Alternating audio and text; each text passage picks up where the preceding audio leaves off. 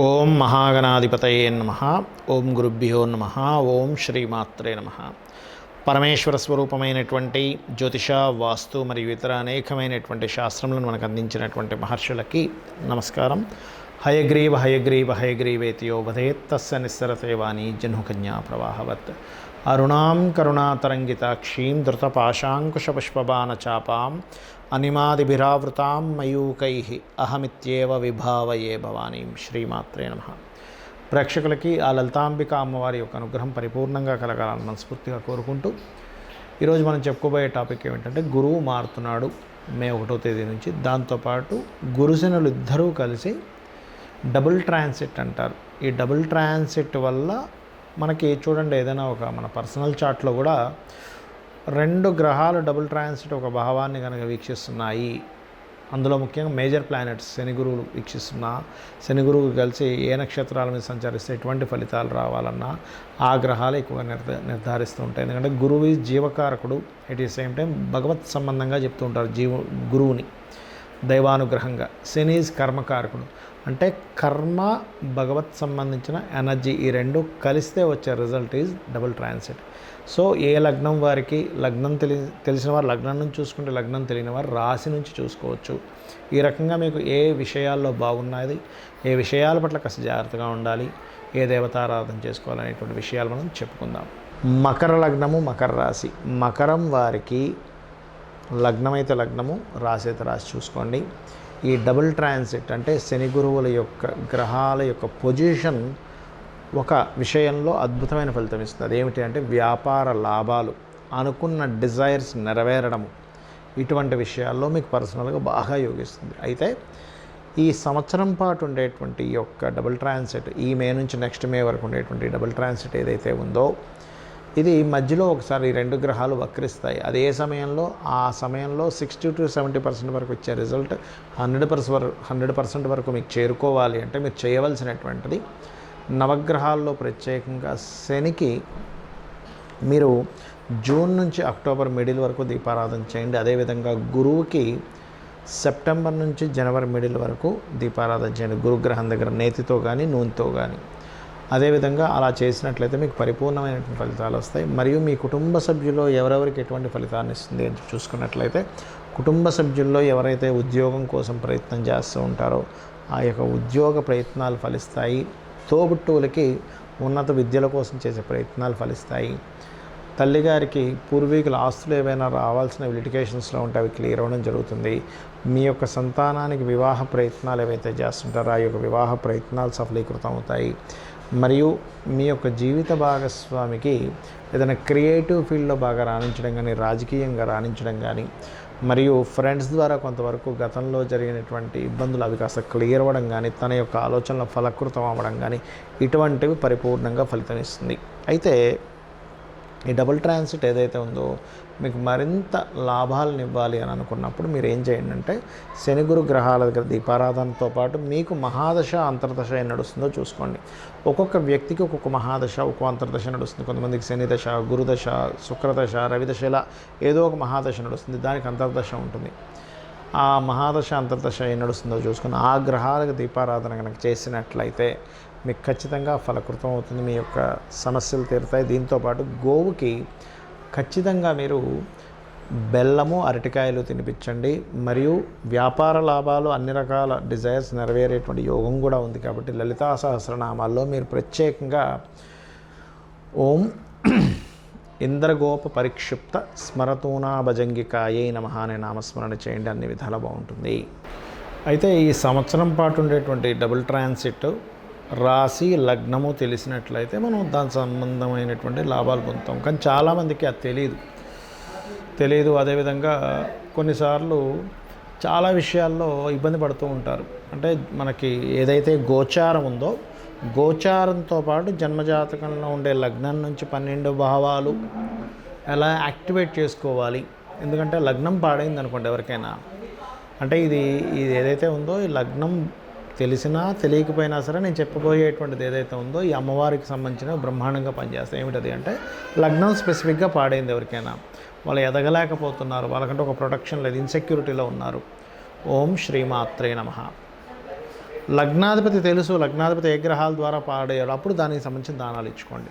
అలా కాకుండా ఫినాన్షియల్గా బాగా ఇబ్బంది ఉందండి, నాకు నా ధనాధిపతి పాడైపోయాడు, ధనాన్ని ఇచ్చేటువంటి గ్రహం పాడైపోయి వ్యతిరేక ఫలితాలు వస్తున్నాయి, అప్పుడేం చేయాలి అంటే సింపుల్గా ఒకటే గుర్తుపెట్టుకోండి. ఆ సమయంలో మీరు ఏమి టెన్షన్ పడకుండా లలితా సహస్రనామాల్లో ఓం సంపత్కరీ సమారూఢ సింధుర వ్రజ సేవితాయే నమః, లేదా ఓం ధర్మాధార ధనాధ్యక్ష ధనధాన్య వివర్ధినియే నమః. ఇక్కడ మనం అర్థం చేసుకోవాల్సింది ఏంటంటే, మన ధనాధిపతి ఎక్కడ ఉన్నాడు, ఏ గ్రహాలతో కలిసి ఉన్నాడు, ఎందుకు మనకి రావాల్సిన డబ్బులు ఆగుతున్నాయి, ఎంత కష్టపడుతున్నాను ఎందుకు అవ్వట్లేదు అనే దాన్ని ప్యాటర్న్ అర్థం చేసుకోగలగాలి. అలాగే కొంతమంది కొన్ని ప్రయత్నాలు చేస్తుంటారు, లేదా కొంత భయంలో బ్రతుకుతూ ఉంటారు. అంటే ఏ పని చేయాలన్న భయం, ఫియర్, ఏ అడుగు ముందుకు వేయాలన్న భయం. అప్పుడేంటి, వాళ్ళ 3వ స్థానాధిపతి పాడే ఉంటాడు వాళ్ళ జన్మజాతకంలో. అందుకని అదేం చేయాలి, దానికి ఓం దుమ్ దుర్గాయ నమః, లేదా ఓం కనకాంగద కేయూర కమనీయ భుజాన్వితాయే నమః. ఈ నామం చేసుకుంటే మనం ఏదైతే ప్రయత్నం చేస్తున్నామో ఆ ప్రయత్నం ఫలిస్తుందండి. మరి కొంతమందికి చతుర్థ స్థానాధిపతి పాడవుతాడు. పాడైనప్పుడు ఏమవుతుంది సర్వసాధారణంగా అంటే, వాళ్ళకి విద్యా సంబంధించిన విషయంలో ఇబ్బంది రావడం, తల్లితో సరిగ్గా సహకారం లేకపోవడం, తల్లిగారికి ఇబ్బంది రావడం, లేదా ఏదైనా ప్రాపర్టీ తీసుకుందామంటే కుదరకపోవడం, ప్రాపర్టీ తీసుకున్నప్పటి నుంచి ఇబ్బంది రావడం జరుగుతుంటుంది. అలాంటప్పుడు ఏంటి, మీరు ఏ డైరెక్షన్స్లో ప్రాపర్టీ తీసుకోవాలి అనేది మీ వర్గును బట్టి ఉంటుంది. అంటే ఆ నుంచి అమ్మహ వరకు ఉండేటువంటి అక్షరం బట్టి ఏ వరకు, ఆ క చ ట త ప ఇట్లా ఉంటాయి అక్షరాలు. ఆ అక్షరాలను బట్టి ఏ డైరెక్షన్స్లో తీసుకోవాలి అనేటువంటి చూసుకోవాలి. ఈ కాంబినేషన్ ఏదైతే ఉందో, మీకు చతుర్థ స్థానాన్ని పాడు చేసేటువంటి గ్రహస్థితి ఏదైనా ఉందా అనేటువంటిది కూడా చూసుకోండి. చతుర్థ స్థానం పాడవుతుంది, ఆ సమయంలో మీరు ఏదైనా ప్రాపర్టీ తీసుకోవడం వల్ల ఇబ్బంది అవుతుంది. అలా కాకుండా చతుర్థం బాగుందంటే శుభగ్రహాలతో కనెక్టివిటీ వచ్చింది గోచారంలో, ఆటోమేటిక్గా ఏమవుతుంది అంటే మీకు బాగుంటుంది. అదేవిధంగా మరి మంత్రం ఏం చేసుకోవాలండి అంటే, లలితా సహస్రనామాల్లో మీరు మణిద్వీప వర్ణన చదువుకోవచ్చు. గృహయోగం కోసం లేనట్లయితే ఓం వదనస్మర మాంగళ్య గృహతోరణ చిల్లికాయ నమః చేసుకోండి. అద్భుతంగా మీకు గృహయోగం కలుగుతుంది. మరి పిల్లలు చదవట్లేదు, చతుర్థ స్థానం పాడైంది అన్నప్పుడు హైగ్రీవ స్తోత్రం చదువుకోవడము, లేదా ఓం శుద్ధ విద్యాంకురాకార ద్విజపంక్తి ద్వయోజ్వలాయ నమః అని చేసుకోవడం అద్భుతంగా మీకు పనిచేస్తుంది. దీంతోపాటు సంతానం కోసం ఇబ్బంది పడేటువంటి వారు పంచమ స్థానాన్ని, లేదా షేర్ మార్కెట్లోని, లేదా ఫ్రెండ్స్ ఇబ్బంది వస్తుందంటే పంచమ స్థానం పాడైందని అర్థం. అలాంటప్పుడు మీరు సూర్యభగవాను చూస్తూ ఓం మిత్రాయ నమః అనే నామస్మరణ అద్భుతంగా పనిచేస్తుంది. సూర్య నమస్కారాలు చేసుకోవడము, ఎవరికైనా సంతాన ఇబ్బందులు ఉన్నప్పుడు దానికి పర్టికులర్గా మీరు ఓం దిగంబర దిగంబర శ్రీ పాదవల్లభ దిగంబర. మరికొంతమందికి 6వ స్థానం పాడైనప్పుడు ఏమవుతుందంటే, రుణము, రోగము, శత్రుత్వాలు పెరుగుతూ ఉంటాయి. అయ్యో ఎన్ని రుణాలు ఉంటాయో కొంతమందికి, అసలు అసలు ఎన్ని అప్పుల మీద అప్పులు, ఒక అప్పుని తీర్చడం కోసం ఇంకో అప్పు చేస్తూ ఉంటారు. అదేవిధంగా హెల్త్ ఇష్యూస్ ఇబ్బంది పెడుతూ ఉంటాయి. అలాంటప్పుడు ఏం చేయాలంటే, రుణం కోసం ఓం అపర్ణాయ నమః. హెల్త్ ఇబ్బంది పడుతున్నామండి, జాతక చక్రం తెలియదు, లేదా తెలిసినా మాకు చాలా ఇబ్బంది పడుతున్నామని అనుకున్నప్పుడు ఓం సర్వవ్యాధి ప్రశమని సర్వమృత్యు నివారిణి అగ్రగణ్య అచింత్య రూప కలికల్మషనాశిని నమః అనుకోండి. లేదండి మాకు శత్రుత్వాలు పెరిగాయి, ఓం మిత్రాయ నమః అనుకోండి. కొంతమందికి 7వ స్థానం పాడవుతుంది. అలాంటప్పుడు ఏమవుతుందంటే, వివాహం కోసం ఏదైతే మీరు ప్రయత్నం చేస్తుంటారో ఆ ప్రయత్నాలు సఫలీకృతం అవ్వవు. కొంతమందికి టైం రాదు, టైం రాలేదని తెలుసుకోకుండా కంగారు పడుతూ ఉంటారు. అయ్యో ఇంకా వివాహం లేదు, మా అమ్మాయికి వివాహం లేదనో, మా అబ్బాయికి వివాహం లేదనో, లేదా వాళ్ళకి సొంతంగా వివాహం లేదనో ఇబ్బంది పడుతూ ఉంటారు. అలాంటప్పుడు ఏమిటి అంటే, చాలా సింపుల్గా లలితా సహస్రనామాల్లో నామం ఉంటుంది. అది ఏమిటంటే ఓం కామేశబద్ధ మాంగళ్య సూత్ర శోభిత కందరాయ నమః. ఏమి టెన్షన్ పడొద్దు, ఇది ఒక 40 నిమిషాలు చేసుకుంటూ మీ వివాహ ప్రయత్నాలు మీరు చేసుకున్నట్లయితే అమ్మవారు చక్కగా మీకు ఏ నామం చేసుకోవడం ద్వారా మీకు వివాహ యోగం కలగాలనేటువంటిది అది మీరు చేస్తున్నారో అది ఆటోమేటిక్గా ఆ ఎనర్జీ మీకు తీసుకొచ్చేస్తుంది, ఆ వివాహ ప్రయత్నాలు సక్సెస్ అయ్యేలాగా.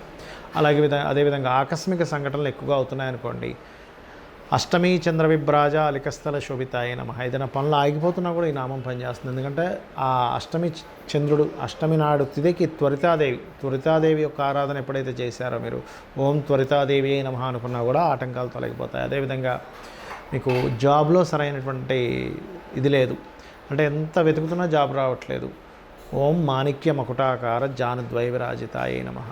దానివల్ల 2 లాభాలండి ఈ నామం వల్ల. ఎవరికైనా మోకాళ్ళకి సంబంధించిన ఇబ్బంది ఉన్నా తగ్గుతుంది, కెరియర్ సంబంధించిన ఇబ్బందులను తగ్గుతుంది. దీంతోపాటు ఓం శ్రీమాత శ్రీ మహారాజ్ని శ్రీమత్ సింహాసనేశ్వరి నమః కూడా జాబ్ ఇస్తుంది. అదేవిధంగా కొంతమందికి జాబ్ ఉండదు, వ్యాపారాలు చేస్తుంటారు. అయితే ఇక్కడ ఇంకొక విషయం ఏంటంటే, ఏ వ్యాపారం చేయాలనేటువంటిది కూడా చాలామందికి తెలియదు. వాళ్ళ జన్మజాతకంలో ఏ గ్రహం ధనయోగాన్ని ఇస్తుంది, ఆ గ్రహానికి సంబంధించినటువంటి వ్యాపార సంబంధించినవి మీరు చేసినట్లయితే బాగుంటుంది. అసలు వ్యాపార యోగం ఉందా లేదా, ఉంటే ఏ గ్రహం ద్వారా ఉంది అనేది తెలుసుకొని మీకు ఎంత ప్రయత్నం చేస్తున్నా మీరు సక్సెస్ అవ్వలేకపోతున్నారు, నాకు వ్యాపారం ఒకటే దిక్కండి అంటూ ఉంటారు. అలాంటప్పుడు మీరు ఓం ఇంద్రగోప పరిక్షిప్త స్మరతూనాభజంగికాయి నమః కనుక చేసుకున్నట్లయితే ఖచ్చితంగా వ్యాపార అభివృద్ధి ఉంటుంది. మరియు దీంతోపాటు పర్టికులర్గా విదేశాలకు వెళ్ళాలి ప్రయత్నం చేస్తున్నాం అవ్వట్లేదు, డైలీ 2 times హనుమాన్ చాలీసా చేయండి. లేనట్లయితే సింజాని మణిమంజీర మండిత శ్రీ పదాంబుజాయై నమః చేసుకోండి. దీనికి ముందు ఓం నమః ఓం కలుపుకొని ఇలా ఏంటంటే ఏ నామాన్నైనా సరే మీరు 40 నిమిషాలు మినిమం చేయండి. ఏదో 10 సార్లు చేస్తామండి 11 సార్లు చేస్తామండి అయిపోవాలనుకుంటే కాదు. 40 నిమిషాలు మీరు కనుక మనసు లగ్నం చేసి అమ్మవారు నాకు ఈ యొక్క యోగాన్ని ఇస్తుంది. ఎందుకంటే దేవీ పురాణంలో దేవీ భాగవతంలో అమ్మవారి స్వయంగా చెప్పింది, ఎవరైతే నా భక్తులు అవుతారో వాళ్ళ తలరాతని బ్రహ్మని పిలిచి మళ్ళీ తిరిగి రాయిస్తున్నాడు. కాబట్టి మీ యొక్క కర్మలన్నింటినీ తగ్గించుకోవచ్చు. చాలా సింపుల్గా ఈ రెమెడీస్ చేసుకొని మీరు అద్భుతమైనటువంటి యోగాన్ని పొందగలుగుతారు అమ్మవారి అనుగ్రహంతో. శ్రీమాత్రే నమః.